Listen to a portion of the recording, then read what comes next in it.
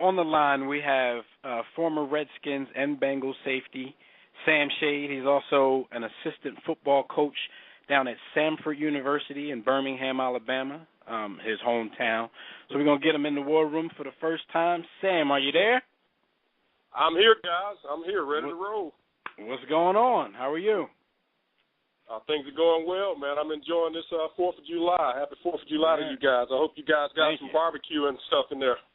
Yeah, we got some stuff waiting. I know you're down there on the grill, getting your grill mask on. Yeah, I just got off the grill, man. I've been trying to, beat the rain. It's been raining down here the past couple of days, so been trying to get it in while I could.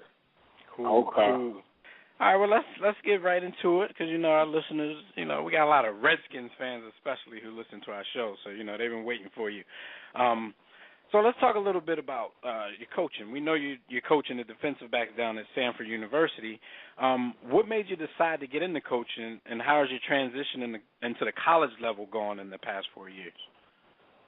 Well, I tell you, man, it's funny how I got into coaching. I never thought I wanted to coach, number one. I graduated from the University of Alabama with a finance degree, business finance degree, and thought I'd be one of those guys after football that would, want to go out and, start a business, make a lot of money. But along the way, after I finished playing with the Skins, wound up selling insurance, doing some real estate investing, and in between time, I was volunteer coaching at a local school here in Birmingham, and, one of my buddies from college got me to do it, and, I just realized that I was very passionate about coaching and mentoring young men. Right. That's cool. Because like you said, there's a lot of people that we talk to who they really try to stay away from going that route, but the game just kind of keeps on calling them. So if you can't play anymore, a lot of people just want to stay around the game in some capacity. But and helping out the young men, that's always a plus too. So. And I tell you what happens. It's kind of like, the longer you play the game, I look at it, myself being able to play, 8 years before I had a neck injury. Right. I feel like I got a PhD in the game, so right. I've got all this knowledge, and, I'm able to give it to some of these young men that are, when I was on the high school level and now on the college level. So, it's kind of like you don't realize it, but you're kind of molding yourself to be a coach the longer you play. No doubt. This is something that we've always wondered. We're always kind of interested in whether or not pro players have more than just a business relationship with the teams they play for. So we know you played 4 years in Cincinnati and 4 years in Washington. So which, if either team, do you root for now? Well, I tell you what, people ask me that all the time, and I actually root for both teams. And especially, Cincinnati drafted me number one, so they were the ones that stuck their necks out there and, took a chance on me. So I always, have a certain love for that team because they took that chance. But the same thing with Washington, they did the same thing when my contract was up in Cincinnati. They called me up, and, I actually went through the free agency process. I visited St. Louis. I visited Philadelphia and visited Washington. I actually had a couple other visits with the Falcons and the Giants, but I chose to go to Washington. So they chose me, and I chose them. So, that makes that special also. Well, factoring in the on the field and the off the field activities, which city did you enjoy playing in more? Well, I'll tell you what. I played at the University of Alabama, which is a very special place when it comes to college football, and the fans being passionate. And Washington was the closest thing I'd experienced to that, and that was one of my reasons for going to the Redskins because I knew about the tradition that the Redskins had. Charlie Brown, who was a former receiver with the Skins, his nephew played with me at Alabama, and I used to go to Charlie's house and see all the memorabilia and stuff. So, I knew that Washington was one of those places that I would get that feeling that I had in college. Right, with a rabid fan base. Fan base is crazy. It's kind of like being in Alabama. In the off season, you'll see Bama fans and they'll say beat Auburn or whatever. And when I was in Washington, the Skins fans they're hollering beat Dallas and it's Nate. It's like March and they're saying beat the Cowboys. Yeah. Oh, and hey Sam, thanks again for coming on with us. What'd you say, Dev? No, I just wanted to tell him because somebody on our Facebook page made sure we told him roll Tide. Oh yeah, we always get that. I didn't even ask you about TR also now. Now listen, are you born and raised in Alabama, Sam? I sure am, Birmingham. Born and raised, Birmingham, Alabama. Football is like religion down there, man. You know, it's kind of crazy. But you spoke about Washington. Speaking of your time in Washington, here's a question I have.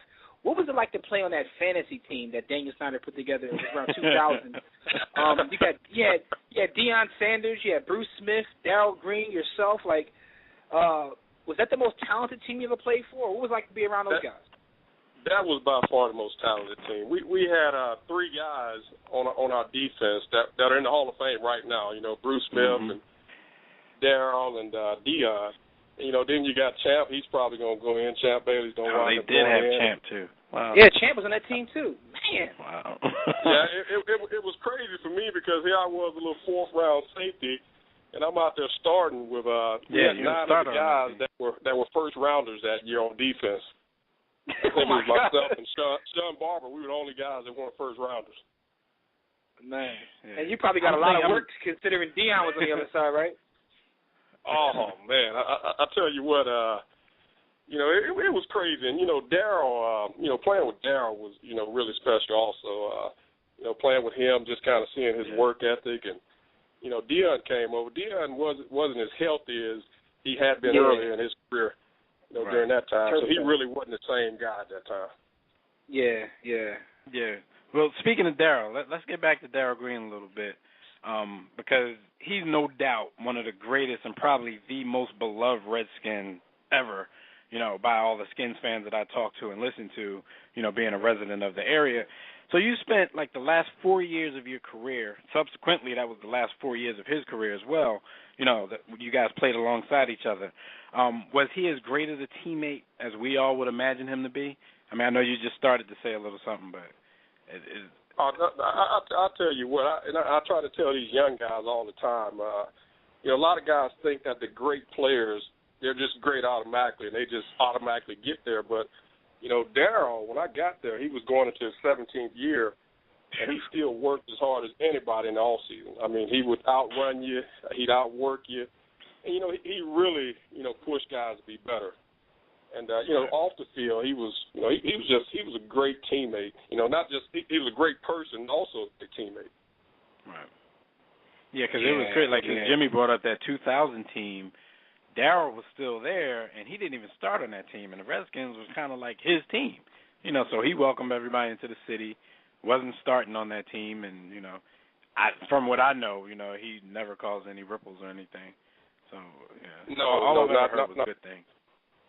No, he was the ultimate Redskin, I tell you, as far as just, you know, his leadership, you know, off the field, spiritually, and, you know, just helping out the young guys as much as he could. I mean, he pulled guys to the side, and he'd give you a lot of words of wisdom. If he saw you kind of, you know, going to the left a little bit, he'd try to get you back on the straight and narrow.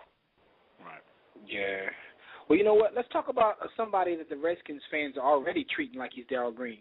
I mean, Skins Nation, they pretty much have lost their minds with the hope that RG3 has brought to D.C. I know that you studied and analyzed his game, so give us your breakdown of RG3. Is he the real deal, or what's your opinion? Well, I'll tell you, you know, as a college coach, what we try to do, you know, we try to study the different trends in the offseason. We get a lot of NFL film, and what we've studied a lot this offseason, we've studied the Redskins offense, and we've studied like San Fran's offense and Seattle's because of the quarterbacks being, you know, dual threat guys, they can run and throw. But the thing that jumped out at me about watching RG3 was the fact that this guy, I mean, he has the ability to be one of the great passers in the NFL. I mean, he doesn't have to run the ball.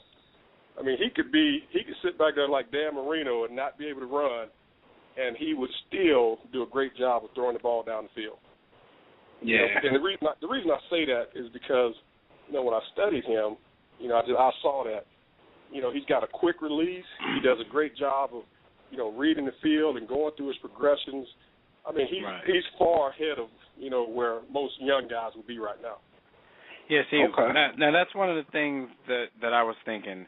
I think in the offense that they ran with him last year, I think they kind of coddled him a little bit, and I think he can do more in the passing game than they actually allowed him to show.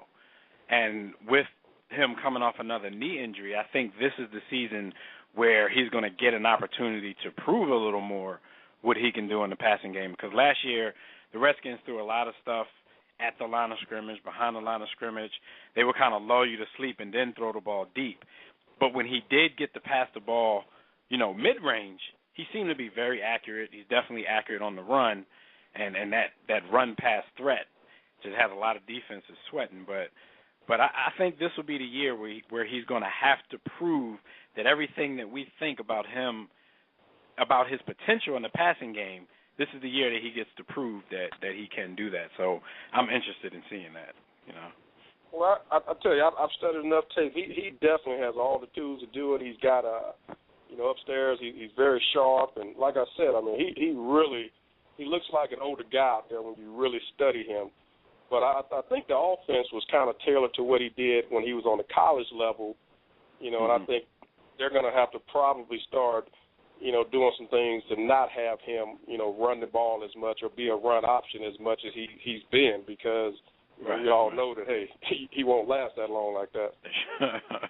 Especially with that read option. It's like Baltimore kind of gave everybody the blueprint, not of how to stop it, but they in the Super Bowl, what they did to Colin Kaepernick was kind of, even if he doesn't have the ball, you still hit him. So it's not really stopping, what they're trying to do, but it's making you think about whether or not you still want to continue to do that when your quarterback is getting hit on every play, even if he doesn't have the ball. And, it's legal. If you're out there faking options, they can hit you because they don't know if you have the ball or not. So you don't want to take too many hits these days, not with how big and fast these guys are.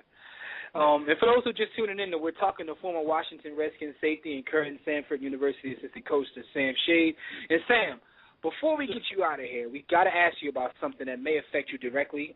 We don't know if you're a part of the class action suit against NFL backs players, but it seems as if it's having a huge effect on the way games are called and how the league is legislated altogether. So the question I have is, how serious do you take this concussion issue, and do you agree that the suit is affecting the product the fans see on TV? Well, I think it is affecting the product that the fans are seeing. But at the same time, you've got to, understand the argument that the former players have. A lot of people don't really understand, what the argument is about. But basically, the former players feel like the NFL had knowledge, years ago about, concussions and the effects and, how they needed to be treated as far as, time missed from practice, time missed from games. And I know myself, when I was playing, I can remember being in Cincinnati and in Washington and, being in situations where I'd hit a guy and I'd get up and my bell would be rung a little bit and I've been knocked out and went right back in the game, where the trainers just sent you right back in. So part of that argument is now when that happens, you're not sent back into the game because there's a process to deal with concussions now. Right. But, back then the league had knowledge and they really didn't implement, the process they needed to use to, protect the players. And that's part of the argument. So it's like the fact that they're doing it now is kind of reactionary to the suit, because they could have done things like that back then when they had that knowledge, but they didn't do that. That's what you're kind of saying? Exactly. And that's the argument. It's not, some people say, well, when guys signed up to play ball, they knew they could get hurt or this and that could happen. Yes, we knew that as players, but, when there's information out there, telling you that, okay, you can do things to protect your players and to help their longevity as players and in their lives after football, and you don't do anything about it, that's where the argument comes up. I know the way some of you guys think. You like gladiators, like warriors out there, so in essence, they needed to be protecting you guys from yourselves because nobody's going to just sit out of a game when they think they can still go. But at the same time, as a league, you're still supposed to be protecting players. So, you can't just let a guy run back onto the field when he was just asleep 2 seconds ago. So, yeah, I get both sides. And part of that, too, now, there's pressure, to be able to go out and play. And, I've seen coaches, in the past say, tell a guy, hey, he might have had a concussion on Sunday, and I see that pressure to get that guy to go out and play the following Sunday. But I saw that. But now, now you get a concussion, and you're definitely gonna be out the next week probably. Yeah, I bet Alex Smith wish he could have played the week after he got hurt and lost his job, didn't get to play in the Super Bowl. Yeah, so yeah, I understand both sides of the argument though, but yeah, something has to be done. Too bad it's a little bit to the detriment of the fans because, like Jimmy said, they're calling games differently. The league is being legislated differently, but at the same time, they have to protect themselves. They got a huge lawsuit in front of them, so they can't keep doing the same practices that got them in that situation in the first place. So, right, and I think the game's going to be fine. I think that the coaches now are teaching the game a little bit differently as far as defensive players hitting offensive players. So I really think the game's going to be fine, and you might not have all the big collisions that you used to have, but I think the game's going to be fine. I think it's going to be fine because I don't believe one fan when they say, "Oh, I'm not going to be watching football in a few years." Like, yeah, right. Let me see you put that remote down. Like, I don't believe it. I'll believe that when I see it. But go ahead, guys. No, I was just before we get you out of here, is there anywhere that people can get in touch with you on the internet? Are you on social media, Facebook, Twitter, anything like that? Yeah, I am on Twitter. I'm on Twitter at Coach Sam Shade. And I'm also Facebook. Not on Instagram yet. I've got to get on there. That's the thing about college recruiting. You got to be on those deals. So yeah, I got to get on there. You got to be able to talk to those guys on their level and what they know. So exactly. All right. So yeah, we'll get the information from you offline and share it with everybody. But we just wanted to thank you definitely for your time, especially on a holiday. I know you're out there getting your grill on, and you gave us a few minutes of your time, so we're definitely grateful for that.